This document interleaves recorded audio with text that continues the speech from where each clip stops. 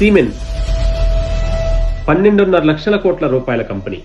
ఒక్క సంవత్సరం వారి టర్నోవర్ 6.5 లక్షల కోట్ల రూపాయలు. ఒక సంవత్సరం ఆంధ్రప్రదేశ్ బడ్జెట్ తో పోల్చుకుంటే కంపెనీ వారి టర్నోవర్ దాదాపు 3.5 రెట్లు ఎక్కువ.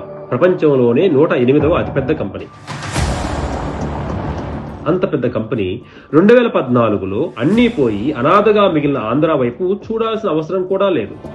చంద్రబాబు నాయుడు గారు ఆ కంపెనీ వాళ్ళను బతిమిలాడి వారు సామాజిక బాధ్యత కింద ఖర్చు పెట్టే డబ్బులను తన రాష్ట్ర విద్యార్థుల స్కిల్ డెవలప్మెంట్ కోసం, వృత్తి విద్యా నైపుణ్యాలను పెంచడం కోసం తీసుకొచ్చారు.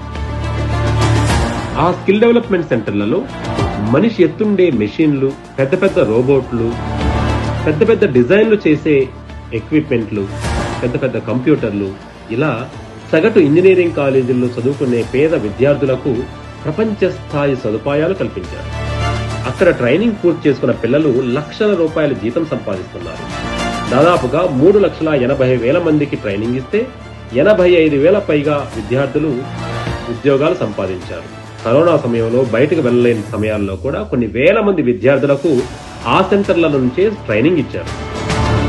3,370 కోట్ల రూపాయలు మొత్తం పెట్టుబడి పెడితే అందులో ప్రభుత్వ వాటా కింద 10% అంటే 371 కోట్ల రూపాయలు పన్నులతో సహా కలిపి ప్రభుత్వం పెట్టుబడి పెట్టింది.